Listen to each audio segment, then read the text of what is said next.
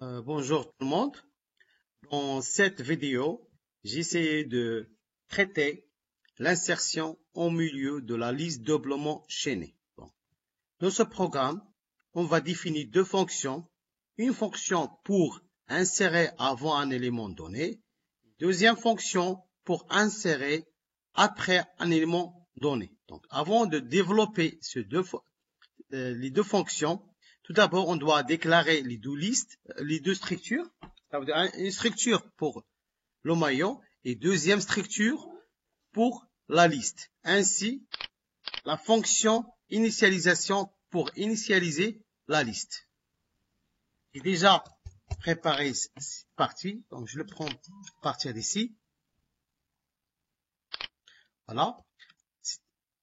La structure pour déclarer un élément. La deuxième structure pour la déclaration de la liste.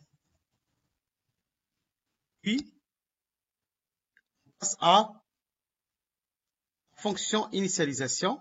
Cette fonction permet juste de déclarer une liste doublement chaînée et de affecter la valeur nulle de pointeur d'une variable liste. Ça veut dire le pointeur en tête, head, et le pointeur q.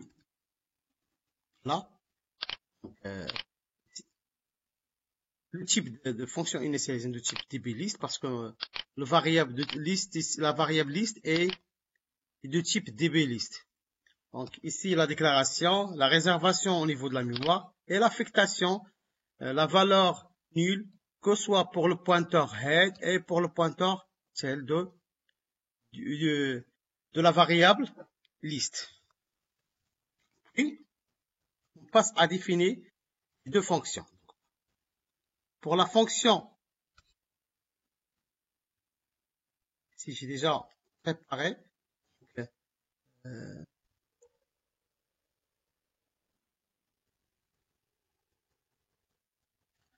la fonction.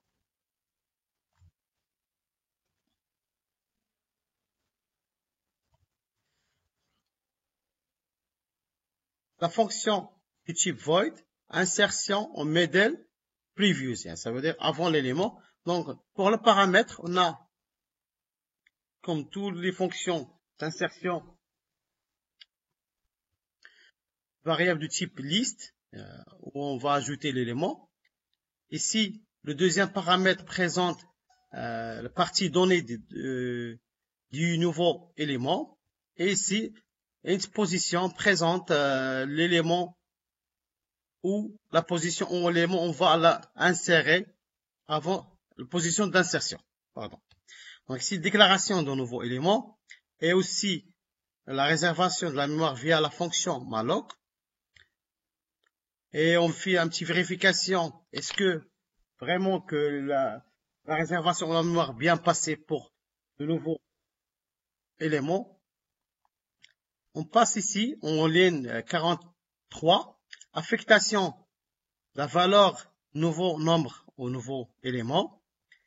Comme on doit insérer au milieu, on doit parcourir la liste. C'est pour ça qu'on a déclaré un deuxième élément du type actuel et on affecte soit, ça dépend ici, soit j'affecte pour ce élément la valeur list head si on veut parcourir la liste via le pointeur suivant, soit je peux utiliser à partir de Q, dans ce cas on utilise le pointeur précédent. Et la condition d'arrêt, c'est la valeur de position. Quand on arrive à cette position, cette boucle s'arrête. D'accord? Après, on doit affecter les valeurs, que ce soit pour le nouveau ou bien l'élément, où on doit ajouter à côté de ce élément. Donc ici, on a par exemple, nouveau élément next reçoit actuel, parce que le suivant de nouveau élément sera la position. C'est pour ça on dit le pointeur suivant de nouveau élément reçoit l'adresse d'élément actuel. Et l'adresse et le pointeur précédent de nouveau, du nouveau élément reçoit le pointeur de actuel previous. Donc ici, on a ajouté le nouveau élément au sein de la liste, que ce soit pour les deux pointeurs, elle reste la deuxième partie, c'est de accorder, pointer les autres éléments sur les nouveaux. Donc, les autres éléments sont l'actuel et son précédent.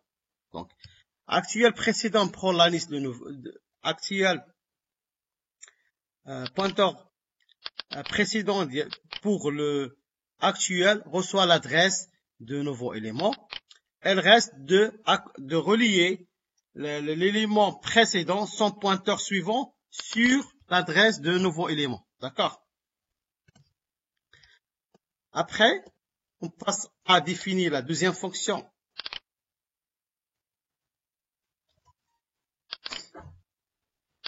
Pour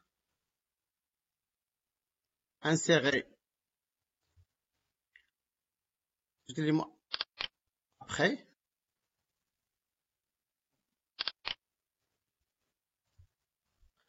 Un élément donné et en position donnée. Donc ici, reste pour juste changer le nom. Donc, on parle ici de next. Je fais n ici. Je vais faire ça next comme ça. Donc ici, on change rien. Ici, le changement sera dans cette partie. Donc ici, on parle. Donc l'élément, le nouveau élément sera après l'opposition. Donc ici, on change. Au lieu de next, sera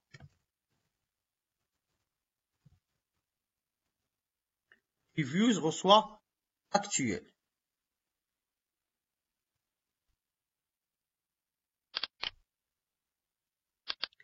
Ici, donc, on parle, déjà affecté la valeur, déjà traité partie le pointeur précédent, reste pour le pointeur suivant de nouveaux éléments.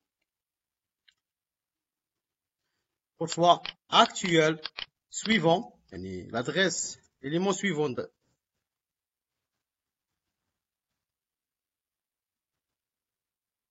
son pointeur précédent.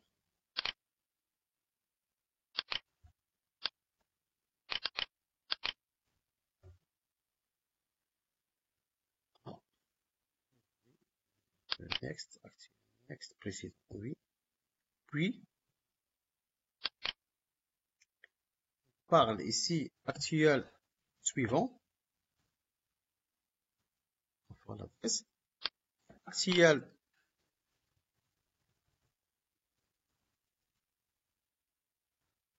élément suivant.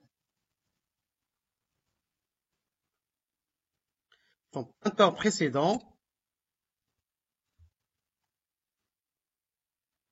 soit l'adresse de nouveau. Ici, on a lié les deux éléments. Il reste juste de tester. Donc, je peux utiliser fonction main ici qui s'est déjà développée. Voilà.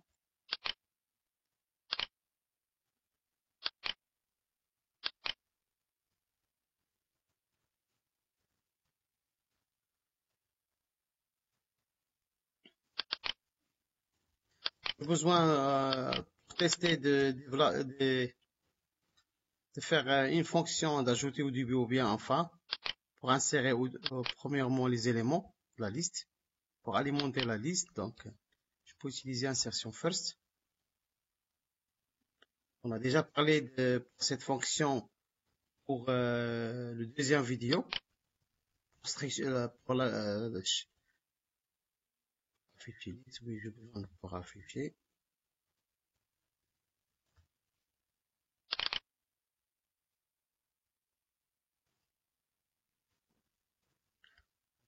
On va afficher la partie de la liste, pas de problème.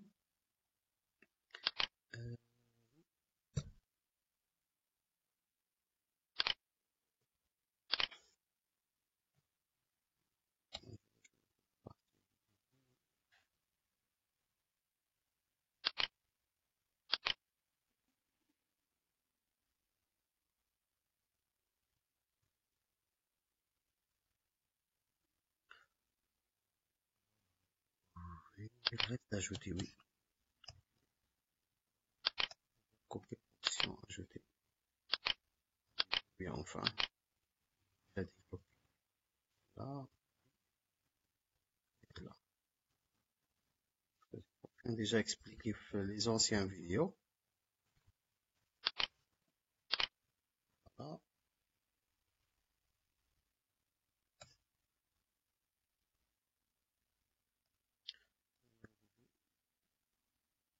Et après initialisation. Je développe ici position. Voilà.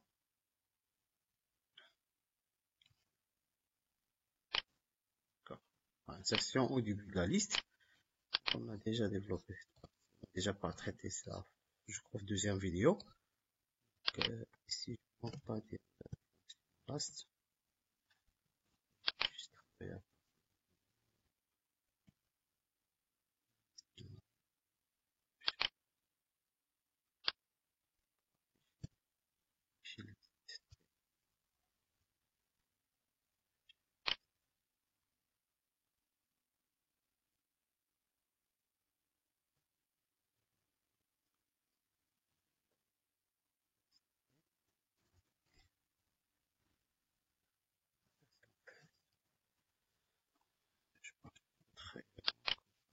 Démarre au début à très démontre la liste.